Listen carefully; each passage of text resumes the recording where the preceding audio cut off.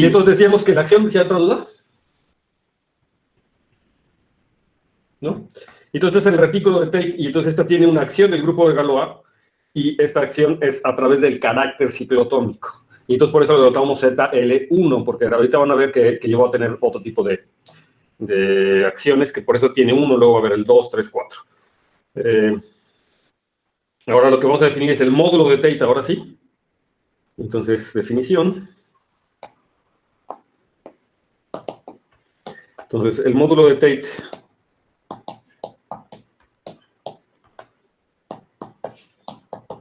del grupo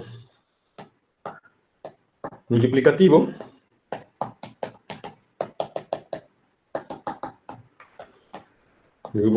que denotábamos por Gm, y si yo quiero hacer explícito sobre qué campo, o los puntos racionales, ¿verdad? En realidad, entonces tendría que ser K asterisco, ¿verdad? Entonces, el grupo multiplicativo de Gm es la representación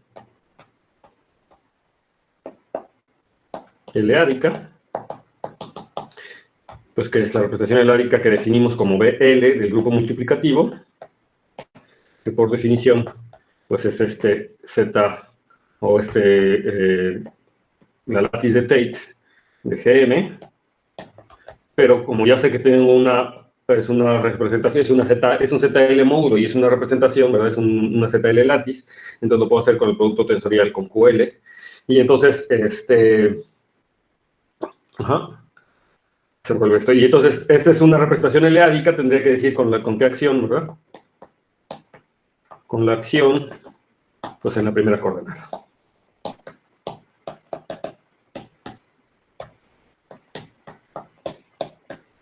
La acción de G, ¿verdad? En la primera coordenada, como era de esperarse. De hecho, es la acción diagonal nuevamente, porque estaría actuando en ambos lados, nada más que el grupo de Galois, si el campo K contiene QL, que es lo que estoy suponiendo, ¿verdad? Que es un campo. Entonces, de hecho, la acción debería de ser la diagonal. Ahora, si el campo K no tiene nada que ver con QL, entonces no puede actuar en QL, ¿no? O sea, no tengo más que la acción. Bueno, sí tengo, porque tengo la acción en ZL, digamos, y yo estoy pensando que tengo una acción en ZL y la podría ver. De todas maneras, la acción que vamos a definir aquí es a través de la primera coordenada, ¿no? O sea, la acción es la extensión normal, como habíamos dicho en la vez pasada, ¿no? Entonces, el módulo de Tate del grupo multiplicativo sería exactamente esta. Y entonces, por lo que vimos hace rato, bueno, esto tiene que ser isomorfo, pues a ZL de 1, tensor con QL, módulo de ZL, y esto se va a denotar, esto es lo que vamos a denotar como QL de 1. ¿Sí? Nuevamente porque la acción aquí queda determinada por el ciclotómico, es decir, si este QL1 es o sea, si esta es una representación de Galois de rango 1, entonces sería es una representación de Galois de dimensión 1, porque es los múltiplos de QL, y entonces esta cosa se ve como por ejemplo, por un tau por QL, ¿no? O sea, o al revés, más bien QL por tau, si ponemos la acción de este lado, y entonces yo podría decir cómo es la acción de G en tau, ¿verdad? O sea, tendría que estar únicamente determinado por ese tau, y si ese tau es la elección que habíamos hecho de los épsilons, o sea, si yo aquí me tomo tau como la sucesión compatible de los épsilon n, donde cada épsilon n es el elemento, ¿verdad? El épsilon n está en ZL de 1, ¿verdad? O sea, es en la látiz de Tate, como habíamos definido en la clase pasada. Entonces, igualito, el carácter ciclotómico, digo, la G de tau actúa vía el carácter ciclotómico, que era tau de G, y esto en realidad lo que queremos decir es que estoy tomando el épsilon n, pero elevado a la potencia enésima, donde la potencia enésima es el carácter ciclotómico que vemos. Entonces, es exactamente la misma acción, pero ahora vista, digamos, como QL espacio vectorial. Es un QL espacio vectorial de dimensión 1. Y entonces, de hecho, aquí tenemos la siguiente observación. Es que, de hecho, siempre que yo tengo una representación de Galois o una representación eleádica de rango 1, se va a tener lo siguiente, ¿no? O sea, en general, si B es una representación eleádica de rango 1, entonces digamos que mi representación la voy a llamar por new. ¿Cómo se escribe new? Es una representación que va del grupo G al grupo de automorfismos de QL, en este caso, ¿verdad? Sí, o sea, al general lineal de QL, con coeficientes en QL, que serían las matrices de QL, porque es un espacio vectorial de dimensión 1 sobre QL. Entonces me va de hecho a QL asterisco, o sea, al general lineal con coeficientes en QL, que es QL asterisco. Y esto, en otras palabras, lo que me está queriendo decir es que si yo tomo G y lo hago actuar en el generador, por ejemplo, G en el generador, pues esto es ni más ni menos que este ρ de G, ¿verdad? O este μ de G lo llaman. Μ de G evaluado en este T, ¿verdad? Y entonces, como es una representación continua, entonces este es continuo, ¿verdad? Y entonces, como todos los elementos de aquí son nuevamente potencias de T, entonces esta cosa la podemos poner como un T, como un tau a es nuevamente alguna, bueno, no es necesariamente una potencia, ¿no? Es dado por esta, o sea, vuelve a ser nuevamente un múltiplo de μ de G por T, o sea, es tal cual, en este caso, la acción lineal es más bien una multiplicación por un escalar, es lo que quiere decir, ¿no? O sea, estoy multiplicando por un escalar que es invertible, o sea, por un escalar distinto de 0 de QL. O sea, porque la acción es esa, ¿no? O sea, multiplico es la transformación lineal, pero la transformación lineal ahora, como es de rango 1, de dimensión 1, pues es una multiplicación por QL asterisco, y entonces esta multiplicación queda dada, digamos, por una condición de este tipo. Sí, en el caso del carácter ciclotómico, simplemente lo que estaríamos denotando aquí es el CMU sería el G de G, pero ya sabemos cómo actúa, ¿verdad? O sea lo que hay que interpretar adecuadamente es que es esa acción, esa transformación lineal como ese producto, ¿qué es lo que quiere decir, ¿no? O sea, ¿qué es lo que quiere decir realmente? Entonces, en el caso del carácter ciclotómico, pues estaríamos denotando, lo voy a poner aquí de negro, pero en el caso del carácter ciclotómico sería G de G tau, ¿verdad? O sea, de tau. Pero ya saben qué es lo que quiere decir eso, ¿verdad? Que era el epsilon, lo estoy elevando a las potencias ciclotómicas correspondientes, ¿no? Me acuerdo que es una potencia ciclotómica. Entonces, si tau es el generador, sería esa notación. Ok, entonces siempre en general tengo que, que las representaciones eleádicas de dimensión 1 están dadas por un carácter multiplicativo. Es lo que estoy, o sea, que es un homomorfismo continuo, ¿verdad? De G a QL asterisco, es un carácter multiplicativo, y entonces las representaciones de dimensión 1 están todas dadas por este carácter multiplicativo, por un carácter multiplicativo. En particular tenemos las que vienen del carácter ciclotómico, ¿de acuerdo? Sí, sí, y vamos a tener algunas que son también derivadas del carácter ciclotómico, pero bueno, esa era la observación que quería hacer. Entonces, el ejercicio. Entonces, el ejercicio que voy a poner aquí. Ejercicio. Entonces, si yo me tomo, como ahorita le acabo de hacer, ¿verdad? O sea, me tomo μ de G a QL asterisco, un carácter, ¿verdad? Que es la función continua esta que proviene de la representación. Entonces, lo que quiero es que μ de G, que es un subgrupo cerrado de ZL asterisco.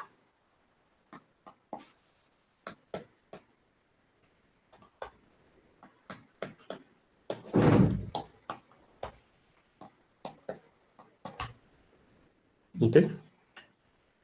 De hecho, sería como la parte 1. Y la parte 2, que si ahora considero el carácter ciclotómico, entonces el carácter ciclotómico, de hecho, pues ya sabemos que va aquí, ZL asterisco, y entonces este carácter ciclotómico, en un caso particular, o sea que si K es igual al QL, o si es igual a los racionales, entonces lo que quiero que demuestren es que este carácter ciclotómico, G de G a ZL asterisco, es suprayectivo.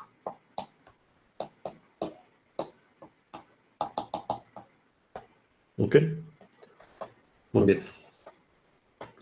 Entonces, una vez que ya tenemos el carácter ciclotómico, podemos hacer definiciones más interesantes. Entonces, primero vamos a tomarnos, sea R, un número natural, vamos a tomarnos un número natural mayor o igual que 0, un número natural positivo, si quieren, vamos a tomarlo mayor que 0. Y entonces, lo que queremos definir es el torcimiento de Tate. El torcimiento de Tate. y no sé de cómo, no sé si llamarle de orden R o de grado N o de grado R, no sé, lo voy a poner así entre paréntesis, de orden o de grado, no sé cómo decirle, de grado R o de orden R, en realidad nunca se utiliza, ¿no? Es el torcimiento de Tate de grado R, pues sí, es la QL, la representación eleádica, pero también de hecho podría ser el retículo, ahorita van a ver, retículo eleádico, definido por, pues entonces lo vamos a definir así, entonces va a ser BR, así lo vamos a denotar, que por definición va a ser igual a la representación B. Ah, no, primero le tengo que definir. Ok, el torcimiento de Tate es, entonces, es QR, perdón, es QLDR, ¿sí? Que por definición, pues va a ser el producto tensorial, pero de hecho yo quisiera el producto simétrico de la representación, o sea, yo quiero que sea simétrico, ¿no? Entonces va a ser el producto simétrico RBS sobre QL, como QL espacio vectorial de este QL1, de este QL1 que acabamos de definir. Entonces hago el producto simétrico de ellos, que es básicamente el producto tensorial, salvo que yo estoy asumiendo esta conmutatividad, ¿verdad? O sea, que cuando yo hago permutaciones en los elementos del producto tensorial no pasa nada, ¿sí? Me queda lo mismo. Entonces es QLDR, este es el R-º torcimiento de Tate, QL torcimiento de Tate. Aquí análogamente, ¿verdad? O sea, el retículo, más bien. Entonces yo defino ZLDR, pues se define como el producto simétrico de orden R de ZLD1, que es el que ya tengo definido, ¿de acuerdo? No es que aquí es como ZL módulo, ¿no? Sí, entonces eso es lo que se llaman los torcimientos, los módulos de Tate, digamos, los torcimientos de Tate, digamos. Pero aquí, si se fijan, solamente lo definí para R, un número natural mayor que 0. Entonces nos gustaría ver qué es lo que quiere decir para R igual a 0 y para R negativo. Entonces lo podemos extender, ¿verdad? O sea, hacemos QL de 0 igual a QL, ¿no? Con la acción natural que tiene, o con la acción trivial, digamos, en QL, en el grupo de Galois, ¿sí? Con la acción trivial en QL. Y luego si R es menor que 0, ¿no? Entonces vamos a definir QL de R, lo vamos a definir como el dual de QL de menos R. El menos R en este caso ya es positivo, y entonces me tomo la representación de un dual, ¿no? Entonces esta es la representación dual, ¿ok? ¿Sí? Entonces aquí notar que menos R en este caso sería positivo, ¿verdad? O sea, en general, ¿sí? ¿Sí queda claro? Sí queda claro cómo se define, ¿no? O sea, el dual. Entonces, esto es porque yo quiero que las representaciones se comporten bien cuando hago productos tensoriales, ¿no? Y que yo pueda sumar, ¿no? O sea, que yo pueda sumar, digamos, los grados o lo que está dentro cuando hago productos tensoriales adecuadamente, ¿sí? Entonces, eso es lo que queremos. Entonces, ahora sí, el torcimiento de Tate tiene una representación de Galois. Vamos a ponerlo con el...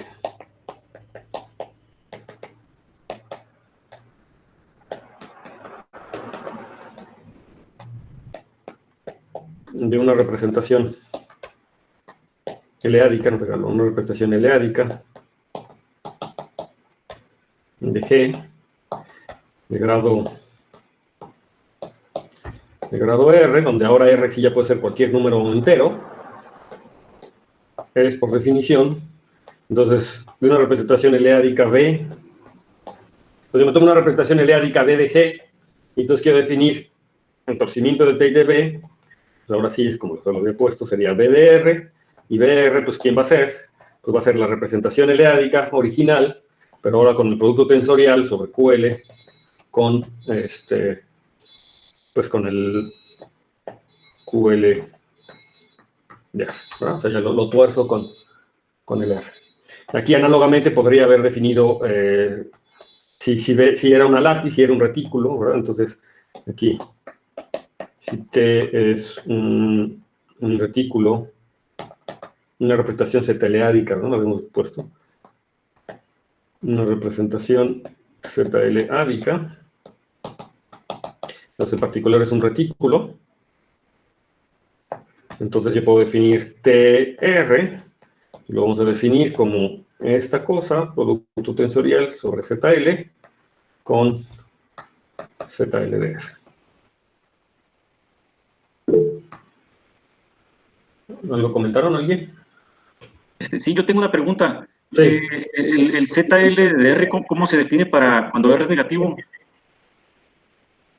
Pero cuando R, igual como el dual, es el dual del, no lo dije aquí, pero bueno, la definición es completamente análoga, ¿no? Para negativos es esta cosa, y aquí debería ponerlo ZLDR, pues en este caso sería el dual, ¿verdad? Nuevamente. ZL de menos R, dual. Pero ahora es el dual como módulo, como ZL módulo. ¿De acuerdo?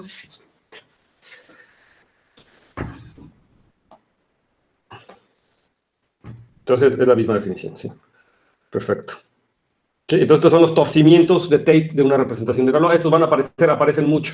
Sí, son nuevamente representaciones continuas de todo, ¿no? De todo lo que estamos. Entonces ya queda claro quién es la acción, ¿verdad? De la representación. Entonces no sé si vale la pena aclararlo. Entonces, por ejemplo, ¿quién es la acción? No, concretamente, vamos a ponerlo aquí concretamente. Entonces, si G está contenido en G, entonces, ¿cómo se ven los elementos de QL? De QLDR, o sea, QLDR como espacio vectorial sigue siendo QL. La R solamente afecta en la acción del grupo de Galois, o sea que QLR nuevamente vuelve a ser como QL por el tau, si quiere, ¿no? O sea, por un generador. Y entonces me gustaría decir quién es la acción ahora de esta representación aquí. Entonces, bastaría decir quién es G actuando en tau, ¿verdad? Y G actuando en tau, pues va a ser ahora tau, pero elevado a la potencia R del carácter ciclotómico. Sería aquí R, la potencia R del carácter ciclotómico. En este caso, en el caso de que R sea mayor que 0, ¿verdad? Por supuesto. Y en el caso contrario, pues entonces sería pues ya saben, el dual, ¿de acuerdo? Sí, entonces explícitamente la acción del grupo de Galois aquí sería dada de esta manera. Eso lo pueden verificar inmediatamente, dada la definición que tiene el R como el producto simétrico, que recuerden que no es otra cosa más que el producto tensorial, pero con las sumas. Y la definición de la acción en el producto simétrico, pues queda determinada por esta condición, o de hecho en el producto tensorial, ¿no? Se traspasa al producto simétrico de esta misma manera. ¿Sí? Entonces, básicamente lo que me está haciendo el torcimiento de Tate de grado R es que hace actuar al grupo de Galois a través del carácter ciclotómico o de la potencia R del carácter ciclotómico. ¿De acuerdo? ¿Sí? Actúa a través de la potencia R del carácter ciclotómico. ¿Sí? ¿Sí o no? ¿Sí? De hecho, esto más bien lo debía haber escrito así, para ser bien consistente con lo que estamos escribiendo ahorita, sería R de G representado, ¿no? O sea, que es como la aplicación del carácter ciclotómico aquí. ¿Sí? En el caso del epsilon, que es un generador, quedaría escrito así, pero ya en caso que tau es un generador cualquiera como ZL módulo y lo quiero ver como aditivamente, ese es el problema de entenderlo como aditivamente o multiplicativamente, ¿no? Entonces, si lo quiero entender aditivamente, entonces debería escribirlo GR de G aplicado a tau, si lo quiero entender como aditivamente, ¿no? Como lo suma. Si lo quiero entender multiplicativamente, sería la parte de arriba, y lo pongo en la parte de arriba así porque estamos pensando en las raíces, ¿verdad? Las raíces L-enésimas de la unidad, y la acción en las raíces L-enésimas de la unidad era vía las potencias. Pero si eso lo entiendo como aditivamente, o sea, como un módulo aditivo, como debería de ser, entonces debería de escribirlo por abajo, ¿sí? Salvo esta aclaración, digamos, es mejor entenderlo siempre como aditivamente, ¿sí? Pero si ustedes quisieran explícitamente cómo es esta acción, bueno, lo que pasa es que si tau es esta sucesión compatible de raíces L-enésimas de la unidad, lo que estamos queriendo decir por esto es que estamos elevando a la potencia Gn correspondiente a cada una de las potencias, ¿de acuerdo? Pero entonces la manera correcta de pensarlo es más bien aditivo para no estarnos haciendo bolas con la parte multiplicativa. Es decir, los módulos, desde que vamos en la primaria, ¿verdad? Los módulos nos enseñaron que eran unos grupos aditivos, ¿verdad? Con una acción del anillo. Entonces, pues hay que pensarlo de manera aditiva.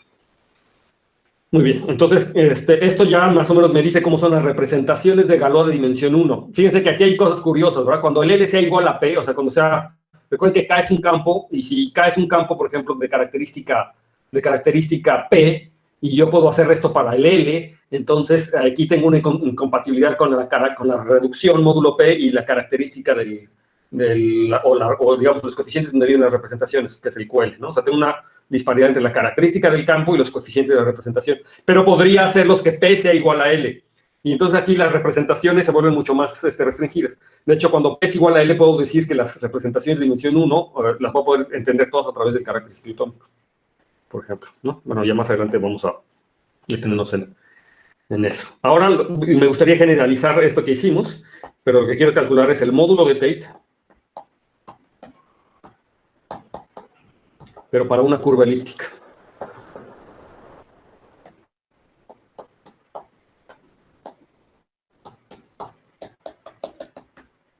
¿Okay? Entonces, todo el mundo aquí está familiarizado con las curvas elípticas. Más o menos, ¿no? Más o menos. Más o menos. Entonces, de hecho, sí, bueno, pensé que a lo mejor no estaban muy familiarizados con las curvas elípticas, entonces dije, bueno, les voy a dar un resumen rapidísimo de qué onda con las curvas elípticas. Sí, yo no estoy muy familiarizado. ¿Qué? ¿Tú no? Yo no estoy muy familiarizado. Ok, entonces hay que trabajar un poquito con curvas elípticas. Entonces, una curva elíptica es un objeto de la geometría algebraica, pero es un objeto muy particular, de la geometría algebraica y de la geometría compleja, que es muy particular y tiene muchas propiedades muy interesantes, ¿no? De hecho, es muy importante en la teoría de números. Ustedes saben que, por ejemplo, la demostración del teorema de Fermat se hizo en gran parte gracias a estas curvas elípticas. Es decir, yo a mi ecuación de Fermat, si pensaba que tenía una solución, le asociaba a esa solución una curva elíptica, y entonces esa curva elíptica era la que se demuestra que no es modular, pero entonces contradiciendo la conjetura de Taniyama, que decía que todas las curvas elípticas eran modulares. Entonces, las curvas elípticas han adquirido una gran importancia. De hecho, las curvas elípticas son variedades de Calabi-Yau de dimensión 1, es decir, que también por el aspecto físico, o sea, los físicos que les interesan mucho las variedades de Calabi-Yau, porque así explican las supercuerdas y todo ese tipo de cosas, resulta que las variedades de Calabi-Yau de dimensión 1 son curvas elípticas. Por otro lado, las curvas elípticas vistas desde el punto de vista complejo son toros complejos que además cumplen con que se pueden encajar en el espacio proyectivo. Desde el punto de vista de la teoría de grupos, las curvas elípticas son curvas algebraicas que además tienen una estructura de grupo. ¿Sí? Son variedades abelianas de dimensión 1. Y entonces las curvas elípticas forman una clase de variedades que tienen muchísimas aplicaciones, que son muy útiles, se utilizan muchísimo en criptografía, que son ejemplos de muchas cosas y que hay que entenderlas muy bien. De hecho, para muchas otras variedades algebraicas, lo que hace uno es tratar de asociar variedades abelianas o particularmente curvas elípticas, ¿no? Si yo tengo una variedad cualquiera y quisiera entender algunas cosas, me puedo fijar en su variedad de Albanese o en su variedad de Picard, que son variedades abelianas, y estas variedades abelianas pues son generalizaciones, o casos particulares son estas curvas elípticas de esas variedades abelianas, ¿no? Por un lado. Y pues está toda la historia también de las variedades de Calabi-Yau, ¿no? Entonces son como cosas muy interesantes que se relacionan aquí. Entonces es una cosa que bien vale la pena estudiar. En criptografía son muy utilizadas las curvas elípticas, porque las curvas elípticas tienen una estructura de grupo y entonces el logaritmo discreto en particular, por ejemplo, en este grupo es particularmente difícil, lo que hace que un sistema criptográfico basado en este tipo de grupos, que provienen de curvas elípticas, sea difícil de encontrar. Y por otro lado hay algoritmos para poder descifrar mensajes o para poder factorizar números, digamos, para poder factorizar números utilizando curvas elípticas, estos grupos de las curvas elípticas, lo que hace que también sean muy útiles para la criptoanálisis, ¿no? Cuando yo tengo un sistema cifrado con RSA, por ejemplo, entonces que yo quiero tratar de descifrar la clave, y para poder descifrar la clave necesito factorizar dos números primos, o factorizar un número en primos, entonces las curvas elípticas, estos algoritmos de factorización de curvas elípticas aparecen muy fuertemente. Y hay muchísimas aplicaciones geométricas y de todo tipo, ¿no? Como les digo, las curvas elípticas se le asocian a variedades algebraicas para poder tratar de entender mejor a la variedad, ¿no? ¿Verdad? Entonces, ok. Entonces, ¿pero qué es una curva elíptica, no? ¿Qué es en sí una curva elíptica? Vamos a pensar por un momento que estamos sobre un campo algebraicamente cerrado, y si gustan, a mí no me gusta decir esto, siempre lo critico, pero si gustan pueden pensar que estamos en los complejos, porque bueno, en los complejos tenemos la imagen geométrica más bonita, pero a mí me choca, digamos, hablar de eso, siempre prefiero hacerlo en mi caso general, pero no importa, digamos, de todas maneras sirve, ¿no? Entonces, ¿qué es una curva elíptica? Entonces, una curva elíptica es un par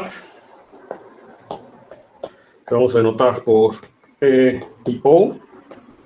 Es un par EO, en donde E es una curva proyectiva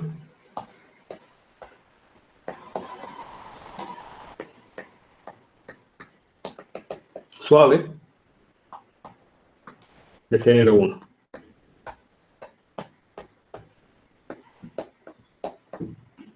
Entonces, si aquí ya les empecé a hablar de cosas que ya no entienden, pues déjenme decirle que sea proyectiva, bueno, o sea, una curva, si la están pensando sobre los complejos, quiere decir que además de los puntos complejos, le estoy pegando los puntos al infinito, ¿verdad? O sea, hago su cerradura, o sea, me fijo en las soluciones en el infinito que puedan tener, o que tengan mi variedad, ¿no? O sea, tiene puntos al infinito.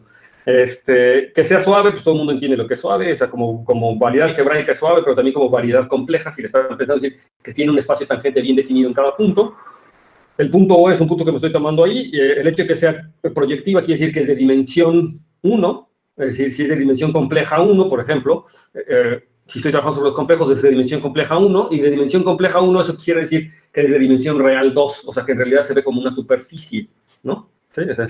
Si yo la tratara de dibujar, vería que es una superficie. De hecho, ya se los adelanté hace ratito, el dibujo de esta cosa sobre los complejos es un toro, es una dona, es un toro. Entonces, en efecto, es una superficie, pero como curva sobre los complejos, pues es un espacio vectorial real de dimensión 2, eso quiere decir que es de dimensión compleja 1, por eso es una curva, ¿de acuerdo? Y algebraicamente, pues se va a poder calcular, ¿verdad? También es la de dimensión 1, desde el punto de vista algebraico, y eso quiere decir que el grado de trascendencia de sus funciones es de grado de trascendencia 1, ¿no? Por ejemplo, o que la dimensión de Krull es 1, etc. Entonces, esa es una curva elíptica, digamos así, y de género 1, quiere decir que solamente tiene un hoyo, o bien ¿sí? O sea, geométricamente es un toro, ¿verdad? Es como una esfera con un solo toro si lo pienso como complejo. Recuerden que el género se define algebraicamente en términos de las dimensiones de ciertos grupos de cohomología o de un grupo de cohomología, y eso en particular quiere decir que ese grupo de cohomología va a tener dimensión 2 o 2 por el género, ¿no? Que es dimensión 1.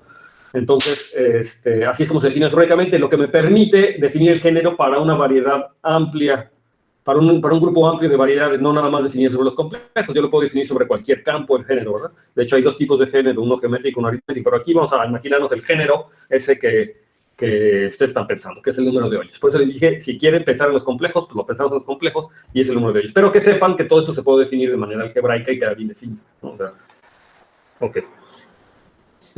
Ok, decimos que la curva elíptica, entonces decimos que la curva elíptica está definida sobre el campo K. Aquí conviene pensar, justamente en este caso, sí conviene pensar que no son los complejos, sino que K no son los complejos, pero si quieren un subcampo de los complejos, aunque no necesariamente tiene que ser ese el caso, ¿no? Decimos que está definida sobre K, si la curva está definida sobre K, o sea, si E está definida sobre K,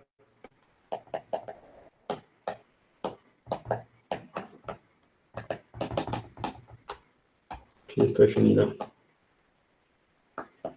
sobre K. Entonces ahora les explico qué quiere decir esto. Esto quiere decir que si estoy pensando en E como una curva algebraica, entonces está dado por un conjunto de polinomios, es el conjunto de ceros de una familia de polinomios. O sea, aquí en particular, o sea, de tal manera que me da una curva, ¿no? O sea, podría dar un montón de polinomios en muchas variables, pero que cuando me tomo la intersección de todos esos ceros comunes me da una curva, ¿no? Lo que me quiere decir que está definida sobre K quiere decir que se pueden escoger polinomios que definen a la curva que tengan coeficientes en el campo K. ¿De acuerdo? Entonces, si por ejemplo la ecuación x a la n más y a la n igual a z a la n está definida sobre los racionales, o sea, la variedad de esa x a la n más y a la n menos z a la n es una variedad compleja, si lo quieren, ¿sí? Pero que está definida sobre los racionales, porque puedo encontrar coeficientes de los polinomios que la definen, de tal manera que viven en los racionales. Es decir, no sé si sepan algo de geometría algebraica, pero las variedades algebraicas no quedan definidas o únicamente determinadas por un polinomio, sino por el ideal de todos los polinomios que se anulan en ese conjunto, es el ideal. Y entonces, yo podría definir una variedad algebraica con polinomios arbitrarios, con coeficientes en los complejos como yo quiera, pero eso no quiere decir que en el ideal existan otro tipo de generadores de ese mismo ideal, pero que los coeficientes de los polinomios que me generan ese ideal ya estén en el campo más pequeñito, por ejemplo, en los racionales, ¿sí? Entonces, por ejemplo, yo podría fijarme en zi menos 1, una ecuación polinomial, y luego z cuadrada más 2i más 1z menos 3. Entonces, yo me fijo en el ideal de esos dos polinomios y si yo los trabajo, posiblemente esté definida sobre un campo más pequeño de los complejos, ¿no? De hecho, sobre Q de I, o sea, claramente está definido sobre Q de I. Y a lo mejor, si tengo suerte con los polinomios, puedo encontrar generadores cuyos coeficientes sean racionales estrictamente. ¿no? Y entonces la curva o la variedad algebraica estaría definida sobre ese campo. Entonces, es lo que quiere decir, que una variedad algebraica esté definida sobre el campo K, quiere decir que dentro del ideal que genera esa variedad algebraica, del ideal de todos los polinomios, puedo encontrar generadores de ese ideal que tienen coeficientes en el campo K, ¿ok? Entonces decimos que la curva elíptica está definida sobre K, si E está definida sobre K, y eso es lo que quiere decir. En otras palabras, se puede expresar como el conjunto de una familia de ceros de polinomios, con cada polinomio en coeficientes en K, ¿no? Y el punto O, también está definido sobre K.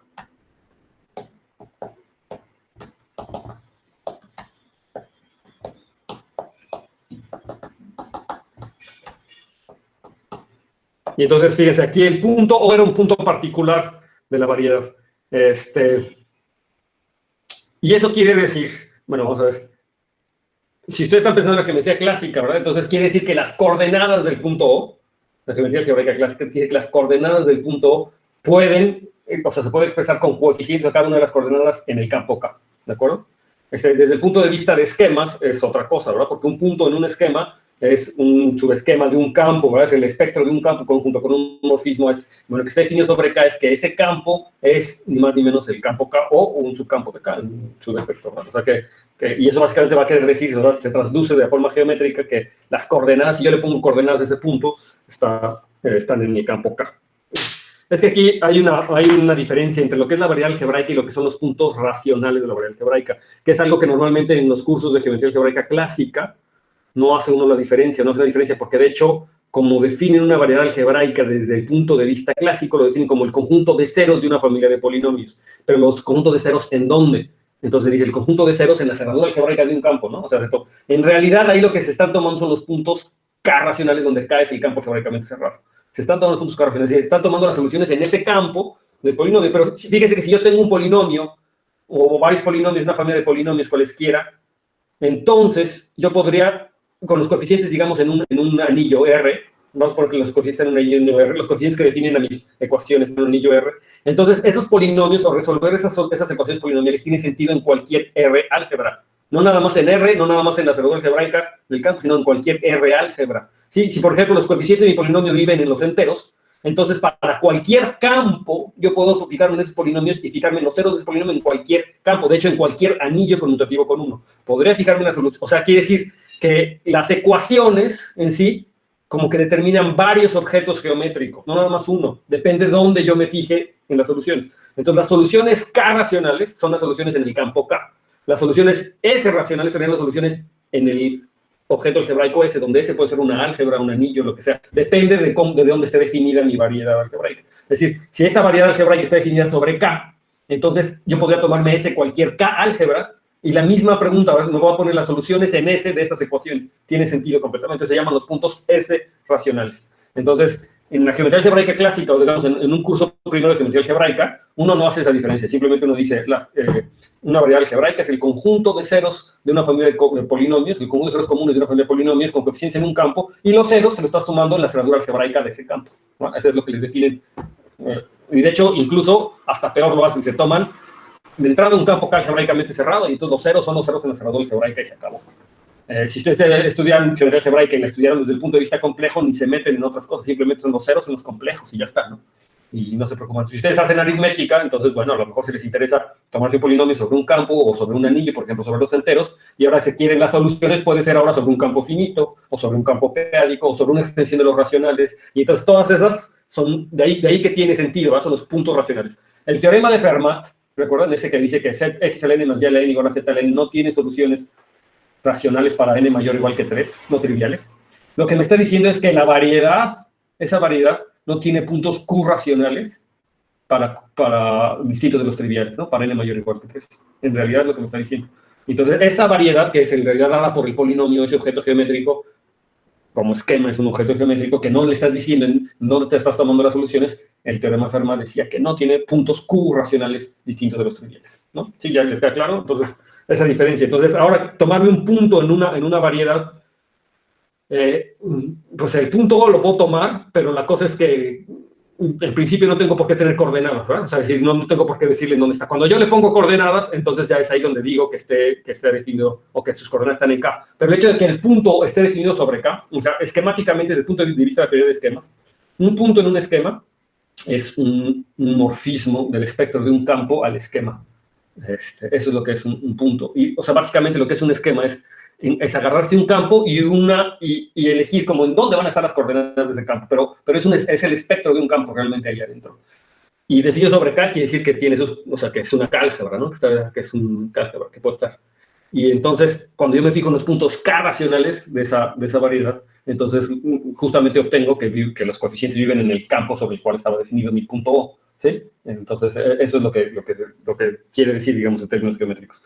Pero si es más conveniente pensarlo para que tengan una idea clara, digamos, lo que se hace en un primer curso de geometría algebraica sería decirse que el punto O, si me lo tomo como un punto ya racional, es decir, un punto con coordenadas en la cerradura algebraica del campo, de hecho, tendría coordenadas en el campo K, no tanto en la cerradura algebraica, sino que puedo restringirme dónde están los puntos, ¿verdad? Dónde están las coordenadas de mi punto O. Eso quiere decir que el punto esté definido sobre K, ¿de acuerdo? O sea, que se pueden encontrar, digamos, coordenadas, si quiero así, pensar lo que me ponen a mi punto O con cada coordenada en el campo K, o en un subcampo, si quiero, ¿no? Eso quiere decir, entonces, que el punto O está definido sobre K. Entonces, tenemos varias observaciones sobre estas cosas. No lo voy a poner como observación, simplemente lo voy a escribir, que es que toda curva elíptica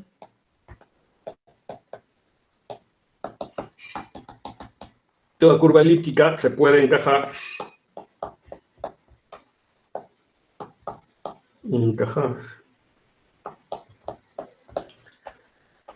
como una cúbica suave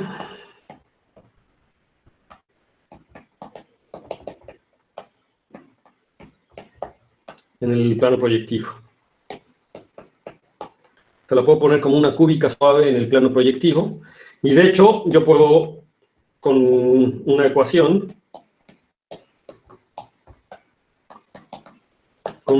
de la forma E, dada por un polinomio, ¿verdad? Que es y cuadrada más A1xy más A3y, que es igual a x cúbica más A2x cuadrada más A4x más A6. Entonces, les platico tantito de la historia de esto, ¿no? Entonces, una curva elíptica se puede encajar, o como tiene tiene un encaje proyectivo, entonces esta variedad algebraica tiene un divisor amplio, y entonces yo puedo utilizar ese divisor amplio para meterlo al proyectivo, se mete a P2, y entonces yo puedo encontrar cuáles son las ecuaciones algebraicas, digamos, de esa curva elíptica, y resulta que, pues, haciendo transformaciones proyectivas, la puedo llevar a una ecuación de esta forma. ¿Sí? Entonces, si yo me agarro un polinomio cúbico en dos variables en general, pues tiene muchos más monomios que los que están presentando aquí, ¿verdad? Pero haciendo ciertas transformaciones proyectivas, lo puedo reducir a una ecuación de este tipo, ¿no? Y entonces, esta ecuación de este tipo se llama la ecuación de Ballestras de la ecuación. Entonces, Entonces, de hecho, la curva elíptica entonces se entiende como el conjunto de ceros en P2, en el plano proyectivo, de esta ecuación. ¿Sí? Entonces, aquí la observación es que una curva elíptica es simplemente una curva con un punto particular, y yo no dije en qué dimensión. Si podría haber estado descrita por polinomios en 1000 variables, o con una familia grande de polinomios en 1000 variables, no necesariamente con uno, podría ser muchos. Pero es un teorema importante, me dice, cualquier curva elíptica de este tipo, que sea proyectiva, suave, de género 1, ¿sí?, se va a poder meter a P2, se va a poder encajar a P2, y de hecho cuando la encajes va a estar dada por una ecuación cúbica, va a ser un polinomio cúbico, ¿no? Ahí está. Va a ser el conjunto de ceros de un polinomio cúbico, y bajo ciertas transformaciones proyectivas, el polinomio cúbico, gracias a esta propiedad de que tiene género 1 y que es suave, vas a poderla llevar a una ecuación de esta forma. ¿Sí? Es lo que hizo Ballestras. Y entonces esta ecuación se llama la ecuación de Ballestras, ¿no? Entonces, llamada la forma de Ballestras, ¿no?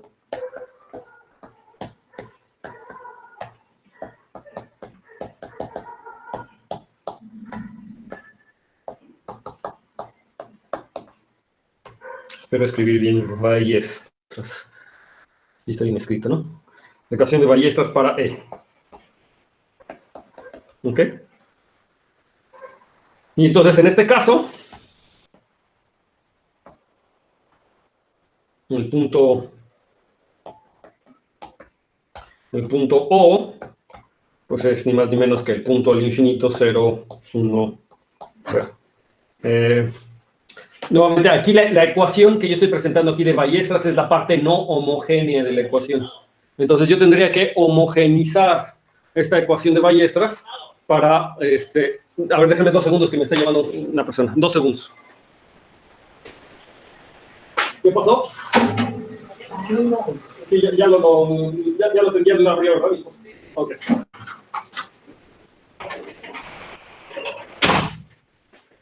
Perdón. Ok, entonces este es el punto al infinito, o sea, porque la ecuación que yo estoy presentando es la parte no homogénea. Para verlo como una curva proyectiva tendría que darle como conjunto de ceros de un polinomio homogéneo. Pero ustedes saben que esto se puede homogeneizar simplemente multiplicando por la variable que me falta al grado correspondiente, ¿de acuerdo? Y entonces, cuando yo meto ese punto y lo hago 0, esa variable, y hago la x igual a 0 y la y igual a 1, entonces el punto que me queda, la solución que me queda de esa ecuación, yo puedo ver que es una solución de esa ecuación, me queda el punto 0, 1, 0, que es el punto al infinito. Entonces, ¿sí? Tomarme el punto al infinito. Entonces, este es el punto al infinito. Que este punto no aparece en esta curva afín, porque lo único que esta ecuación, digamos, es la ecuación de la parte afín de la curva. ¿Qué pasó? ¿Sí? Pero yo me estoy fijando en la parte proyectiva, ¿ok? Y entonces ese es el punto al infinito, ¿de acuerdo? Entonces, otra observación es que si E está definida,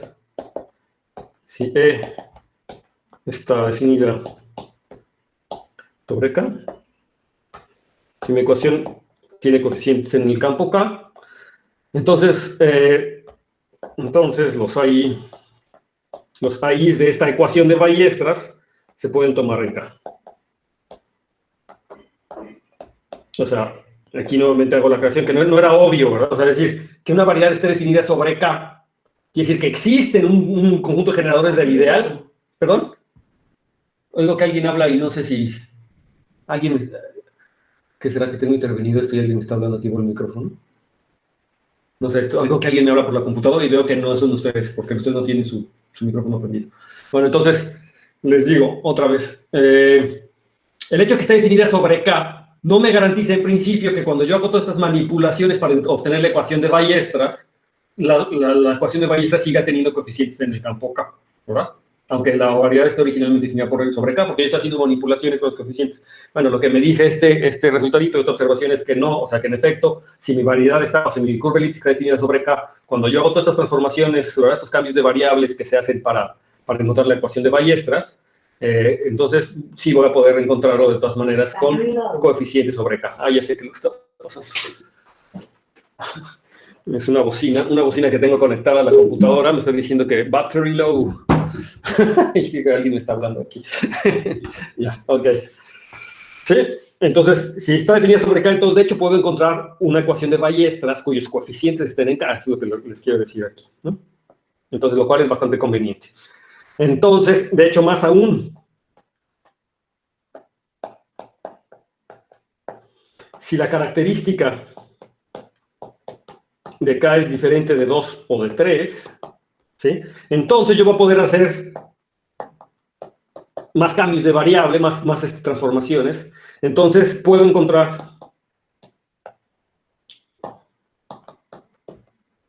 ecuaciones de Ballestras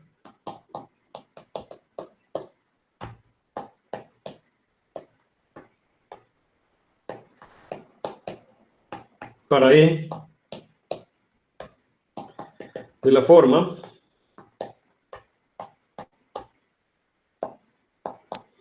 puedo hacer ecuaciones de Ballestras para E de la forma más particular aún, que quede descrita como el conjunto de ceros del polinomio y cuadrado, de soluciones del polinomio y cuadrado igual a x cuadrada más ax más b. ¿Sí? Nuevamente con a y b en el campo. Entonces, en el caso de que la característica sea distinta de 2 y 3, a esta ecuación que había escrito antes, con las a chiquitas, todavía puedo aplicarle transformaciones y cambios de variable para que, de hecho, o sea, transformaciones proyectivas, para que me quede la misma curva elíptica o equivalente, ¿sí? Bajo transformaciones proyectivas, pero ahora con una ecuación mucho más amable. Es decir, cuando la característica de mi campo es diferente de 2 o 3, las curvas elípticas quedan descritas de una manera muy amigable. Es decir, es un polinomio cúbico en la variable x igual a y cuadrada. Es un cubriente doble del plano complejo, ¿sí lo ven?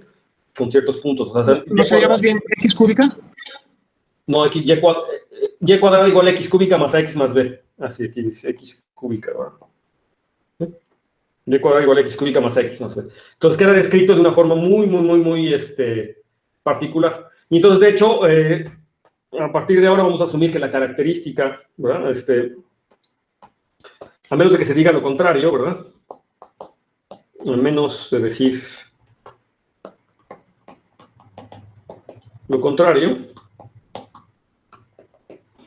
supondremos que la característica de mi campo es distinta de 2 y de 3. Entonces, en particular, para tener las curvas elípticas descritas de esta forma súper amigable, ¿sí? Entonces, otra de las características es que la curva elíptica, o sea, esta es una cúbica, ¿verdad? Esta ecuación y cuadrada igual a x cúbica más x más b es una cúbica.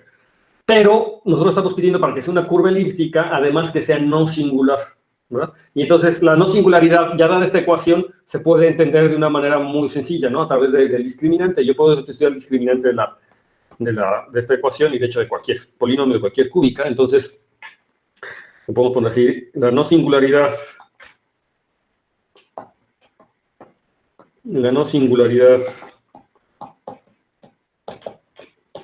de E, de la curva E, implica que el discriminante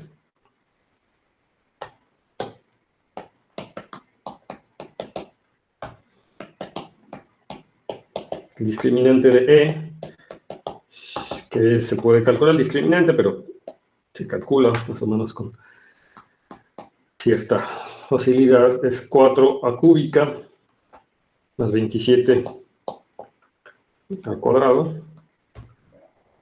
Sí, no me falta nada.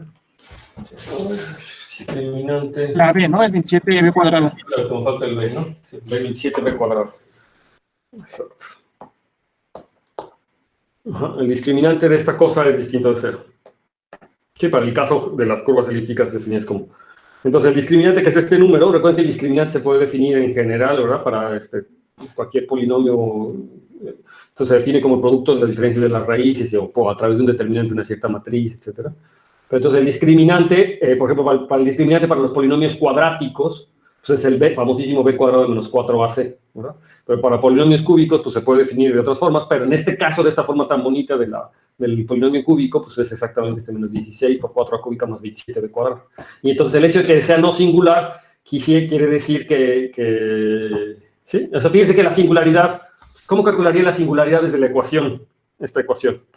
O sea, imagínense que está definida su curva elíptica de esta forma, ¿no? Como y cuadrada igual a x cúbica más ax más b. Entonces, los puntos singulares serían como los ceros de las derivadas, ¿verdad? O sea que 2y tendría que ser igual a 3x cuadrada más a, ¿verdad? Y eso, o sea, para que sea igual a 0, ¿verdad? Sería la derivada. Y entonces ustedes pueden ver que eso solamente se podría encontrar cuando y es igual a 0 y cuando tengo un 0 de la derivada, o sea, como cuando la derivada del polinomio x cúbica más x más b es igual a 0. Y entonces eso se puede medir en términos del discriminante tal cual de ese polinomio, ¿no? Entonces yo puedo fijarme que es el discriminante de ese polinomio y entonces ver que bastaría para la singularidad pedirle que el discriminante sea distinto de 0, ¿no? Ok.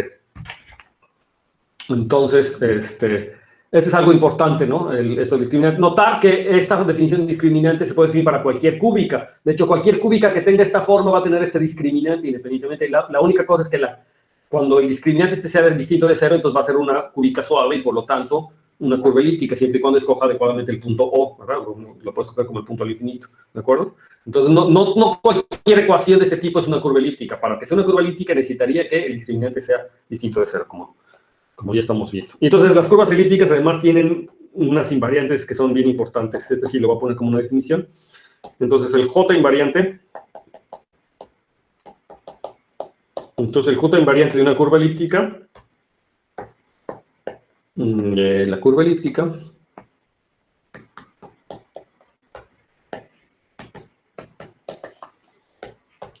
es pues, el J invariante de la lattice que lo determina, digamos. Entonces es el número que se va a calcular como JE. Vamos a decir como JE Y este JE se calcula y se obtiene que es igual a menos 1728 por 64 a cúbica entre el discriminante, que es lo mismo que 1728 por 4a cúbica sobre 4a por 63 más 27 b cuadrado. Si copié bien los números, debería de ser esto. Entonces, el J invariante, que parece un número bien arbitrario, de hecho es uno de esos números que son sorprendentes. Son de esos tipos clase de números de Ramanujan. O sea, Ramanujan empezó a encontrar este tipo de numeritos que parecían sacados como de la manga. ¿Por qué 1728, no? Y bueno, la cosa es que pues, aparecen esos números y funcionan, ¿no? Y le salen las cosas. Hay toda una teoría actualmente de estos J invariantes para formas modulares, que de hecho proviene de estudiar las formas modulares. Son funciones holomorfas que son invariantes bajo cierta acción de cierto grupo, los grupos modulares que se llaman. Y entonces esta J es una de esas formas modulares, es una forma modular en la látiz que determina la curva elíptica, por ejemplo. Y desde Ramanujan nos han estado estudiando y tiene características sorprendentes para algunas látices. Son cosas muy impresionantes, en particular para curvas elípticas. Resulta que las curvas elípticas yo las puedo clasificar o entender a partir de este J invariante. De hecho, el teorema que tenemos es el siguiente. Teorema. Y dice, sean E y E' dos curvas elípticas.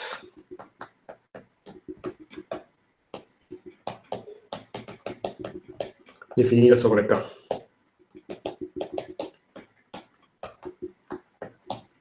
Por cierto, esta expresión del J invariante que les escribí es para el caso de que la ecuación de Ballestas, o sea, el caso de característica distinta de 2 y de 3. O sea, para el caso que la ecuación de Ballestas sea como yo le estoy dando. Para el caso general, las expresiones son bastante más complicadas, ¿no? ¿Sí? Todo esto está en el libro de Silverman de curvas elípticas. Ahí lo pueden checar, ¿no? De hecho, casi cualquier libro de curvas elípticas debería tener esto. Todos deberían tenerlo. Entonces, son dos curvas elípticas definidas sobre K. Y vamos a suponer que K es igual a su cerradura algebraica, o sea, que K es algebraicamente cerrado. Entonces, E y E' son K isomorfas, y que existe un isomorfismo algebraico con coeficientes en el campo K. Y de hecho, aquí tomando la cerradura algebraica es para evitarme problemas. En realidad, el resultado más general, ahorita se los digo, déjenme primero enuncio el resultado y luego les digo cómo iría el resultado más general. Entonces, sean Y dos curvas elípticas sobre un campo algebraicamente cerrado. Entonces, E y E' son K isomorfas y solamente si tienen el mismo invariante de J.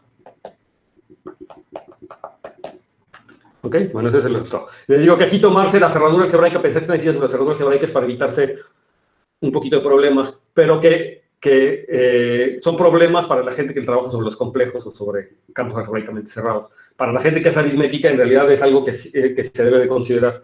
Lo que pasa es que cuando yo tengo curvas algebraicas definidas sobre un campo arbitrario, cuando tengo estas curvas elípticas definidas sobre un campo arbitrario, podría ser que tengan el mismo J invariante, pero que aún así no sean isomorfas sobre ese campo, es decir, que no exista un K-isomorfismo. Un K-isomorfismo es una función regular que va de un sentido y del otro, una función de las que van en geometría algebraica, es un isomorfismo en la categoría de variantes algebraicas sobre K, pero que los coeficientes, digamos, están por coeficientes polinomiales y que los coeficientes polinomiales estén con coeficientes en el campo K, ¿no? Eso sería un K-isomorfismo.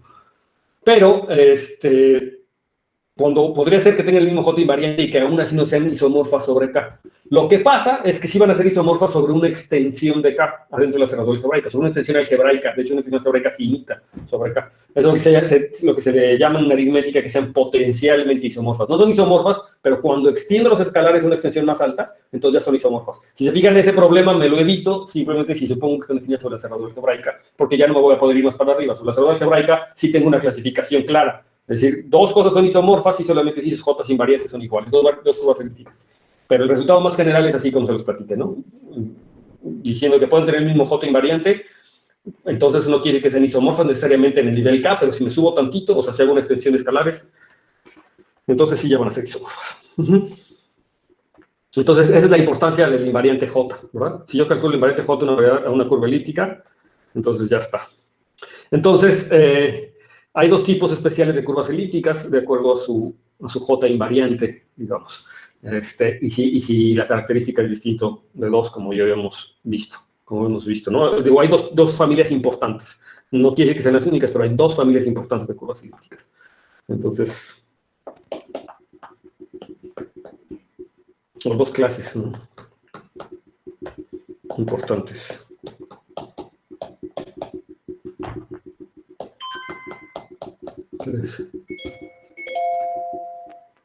En curvas elípticas. Y entonces estas curvas elípticas quedan determinadas por su invariante de J, entonces pues, podemos ponerlas en dos casos. Una va a ser cuando es y cuadrada igual a x cúbica más ax. Y resulta que todas las curvas elípticas que yo pueda expresar de esta forma, resulta que tienen J invariante igual a 1728.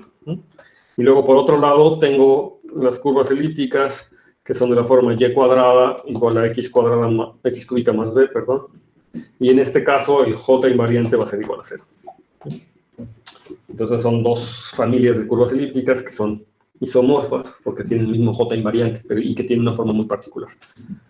Entonces, otra de las observaciones importantes es que, para no irme a otra página, es que los grupos, los puntos racionales de una curva elíptica forman un grupo.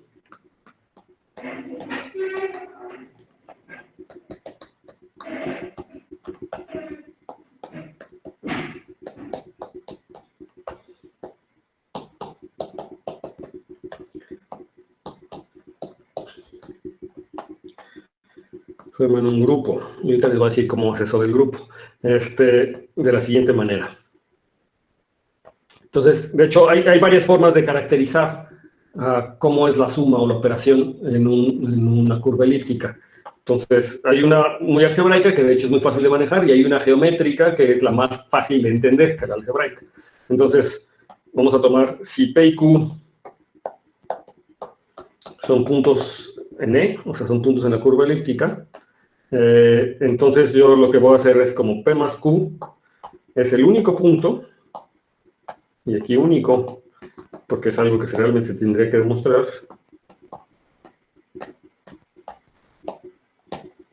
Es el único punto en E, de tal manera que el único punto en E tal que si yo me fijo en el divisor, bueno, ya, no se asusten, o sea, si me fijo en el divisor que está por P y me fijo en el divisor de Q, entonces esto me tendría que dar igual el divisor de P más Q más el divisor de 0. O sea, donde aquí más que igualdad es equivalencia lineal. Déjenme borrarle aquí.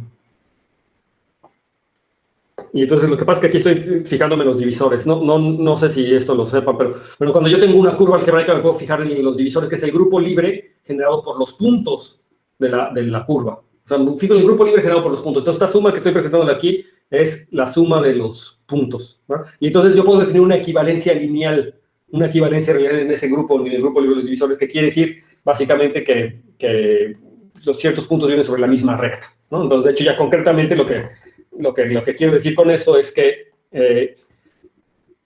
los puntos P y Q, aquí lo voy a poner, es decir, los puntos P, Q, I y R, que va a ser igual a P más Q, suman 0.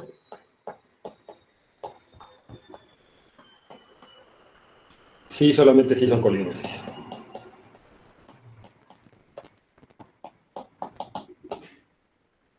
Eso quiere decir la equivalencia lineal en divisores, ¿no? O sea, esa equivalencia quiere decir que esos P, Q y R, o P y Q y P más Q suman 0 y solamente si están en la misma recta, ¿verdad? Si son colineales.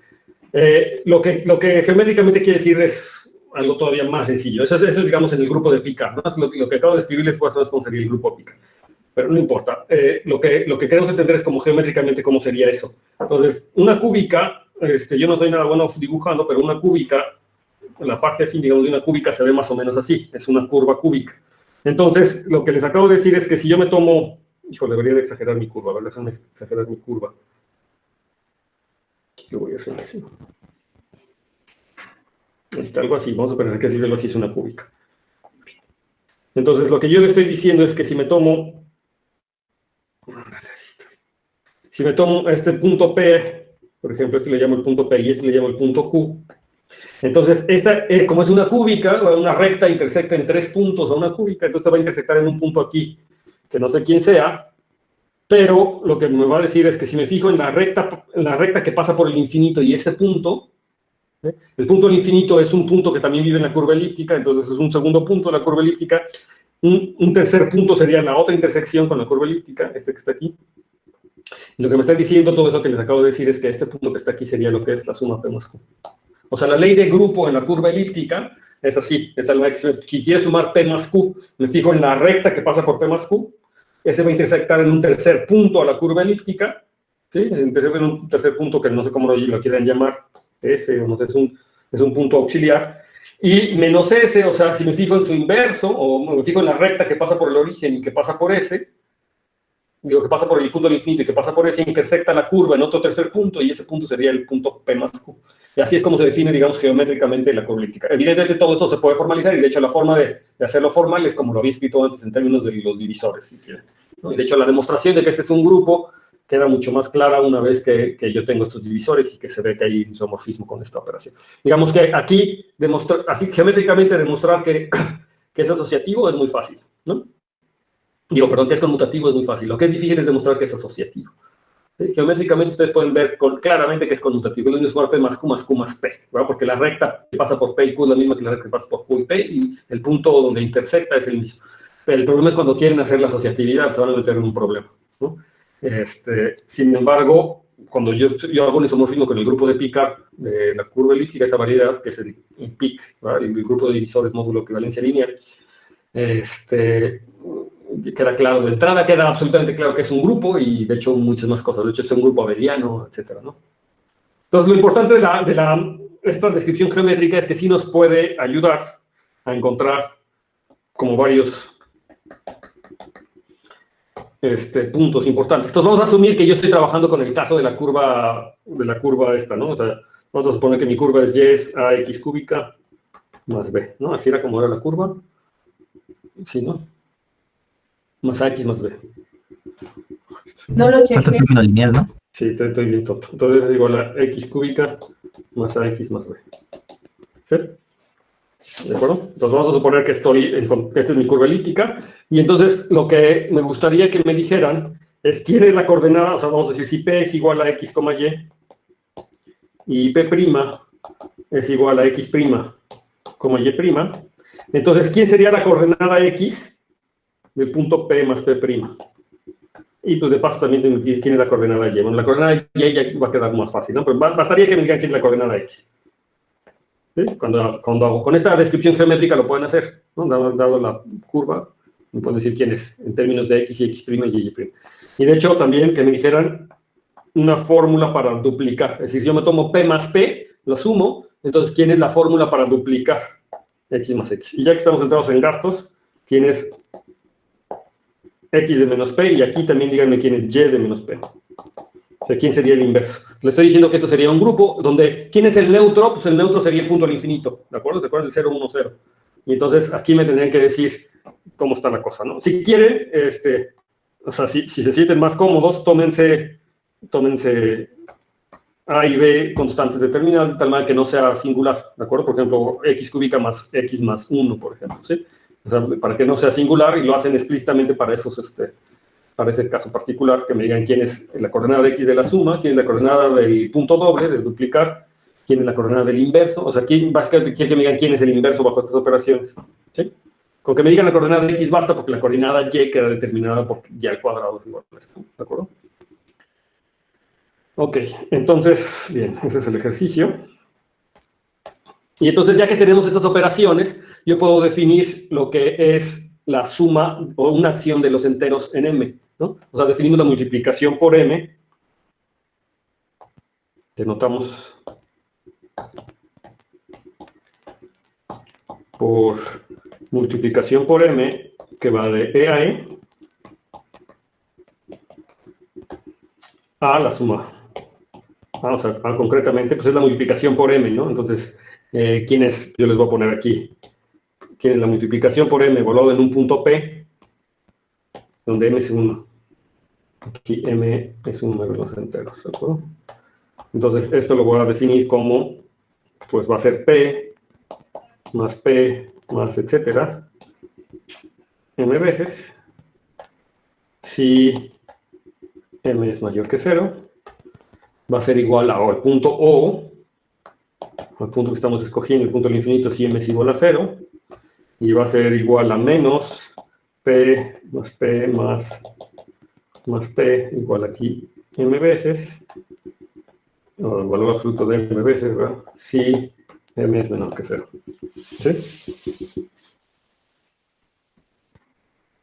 ¿De acuerdo? Entonces yo tengo la multiplicación por P, es sumar m veces. ¿De acuerdo? La curva elíptica. Entonces, y así yo tengo, puedo definir la translación por Q también, ¿no? O sea, yo puedo, ahora sí, si Q es otro punto en la curva elíptica, entonces yo tengo el mapeo que es la translación por Q, que va de la curva elíptica a la curva elíptica, y pues lo que hace esta cosa es que tau Q de P, pues es por definición, pues P más Q, ¿no? Entonces esta cosa es la translación, ¿no? ¿Qué más? ¿Qué más les puedo decir? Bueno, en todas estas operaciones, realmente nunca estoy utilizando para estas operaciones ni que la curva sea suave, ni que sea de género 1. O sea, simplemente yo tengo una cúbica y ya yo puedo realizar estas operaciones aquí en la cúbica, porque lo único que estoy utilizando es la propiedad esta de que una recta intersecta una cúbica en 3 puntos, ¿no? Contando multiplicidad posiblemente, ¿no? O sea, por ejemplo, P más P, ¿qué es lo que quiere decir P más P? Pues quiere decir que estoy sumando P consigo mismo P, y entonces la recta que me tengo que tomar es la recta tangente por P, ¿de acuerdo? Entonces, ahí sí tendría un problema si lo quiero definir en un punto no singular, ¿verdad?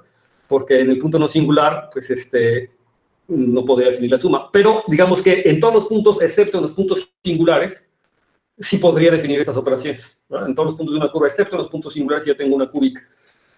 Sí que claro, ¿verdad? Porque los puntos singulares no, porque P más P, ahí tendría que tener una recta tangente bien definida. Entonces no está bien definida. Entonces, una pregunta interesante es qué es lo que pasa cuando yo tengo singularidades. Cuando yo tengo singularidades, ¿no?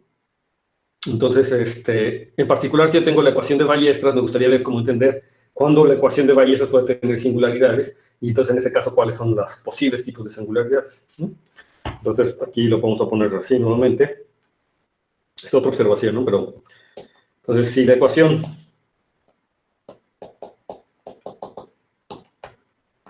de Ballestras es tal que su discriminante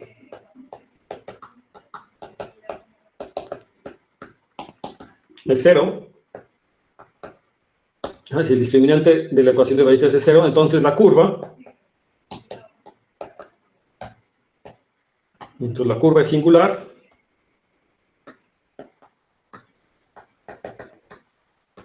pero la buena noticia es que solamente tiene con un único punto singular.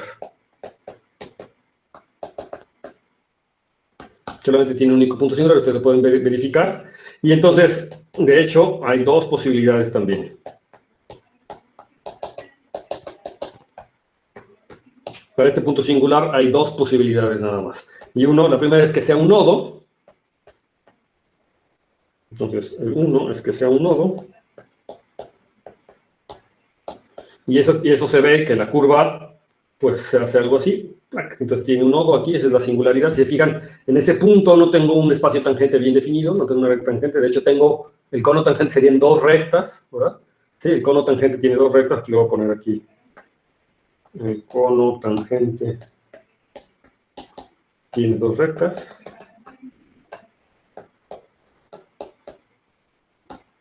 Y el otro caso es que sea una cúspide.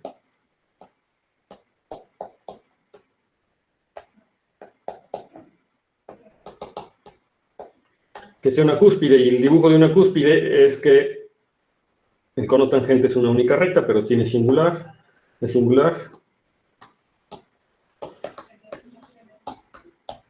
El cono tangente tiene Una recta. Bien, un cono tangente tiene una recta. Y bueno, y en ese caso eso queda determinado por el tipo de los ceros, ¿verdad? O sea, ¿cómo es el polinomio y cúbica igual a alguien por x cuadrada? Me tendría que decir cómo es ese polinomio. ¿Ok? ¿Qué hora es? Ya se acabó la clase. Ok, bueno. Lo único que quiero decir es que si yo le quito, recalcar es que si le quito esos puntos singulares en mis curvas, incluso estas curvas cúbicas, de todas maneras yo puedo definir la operación de suma y de grupo tal como lo hice hace rato. Ustedes lo pueden ver nuevamente en el dibujito. Excepto en el punto singular, yo voy a poder definir exactamente las mismas operaciones de grupo. Entonces, ya se imaginan para qué quiere estas operaciones de grupo y esta multiplicación por alguien muchas veces. Porque el módulo de Tate lo voy a definir como el grupo multiplicativo, justamente sumando, ahora aplicando, pero a los puntos de la curva elíptica tantas veces. Y ese objeto es un invariante algebraico, va a ser una representación de Galois que estoy asociando a la curva elíptica, y de hecho se lo voy a poder hacer a cualquier variedad abeliana. Van a ver que va a ser la misma situación. Pero bueno, aquí dejamos la clase el día de hoy, y la próxima clase, pues retomamos. ¿Alguna duda?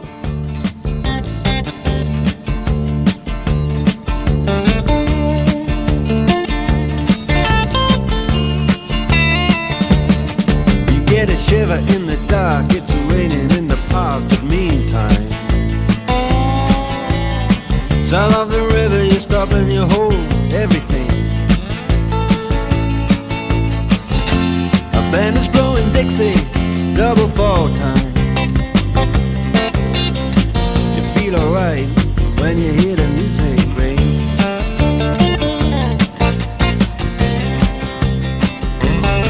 Well, now you step inside, but you don't see too many faces. Coming in out of the rain, they hear the jazz go down. Competition in other places, but the horns, they blowing that sound. Way on down south, way on down south, London town.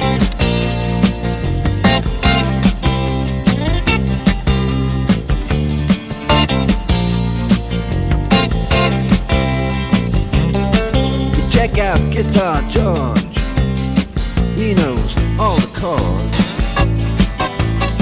But it's strictly rhythm, he doesn't want to make it cry or sing. If any old guitar is all he can afford, when he gets up under the lights to play his thing.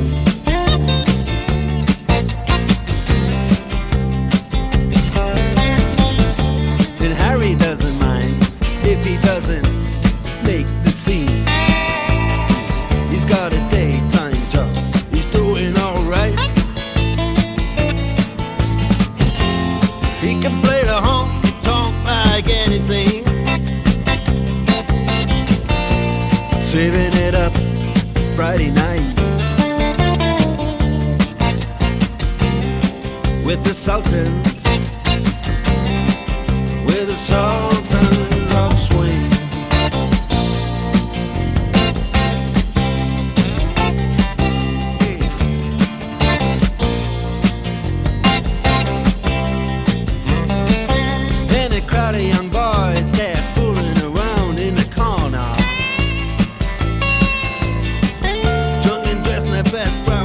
In their platform soul, they don't give a damn about any trumpet playing band. It ain't what they call rock and roll. And the Sultans, yeah, the Sultans, they play Creole. Creole.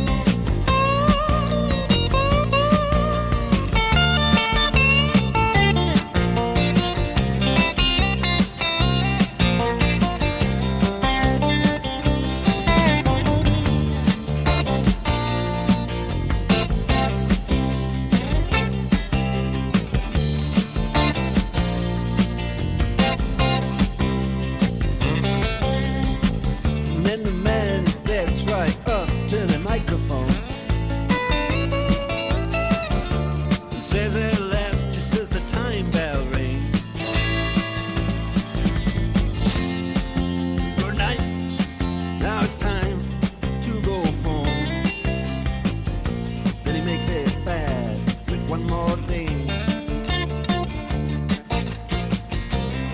We are the Sultans. We are the Sultans.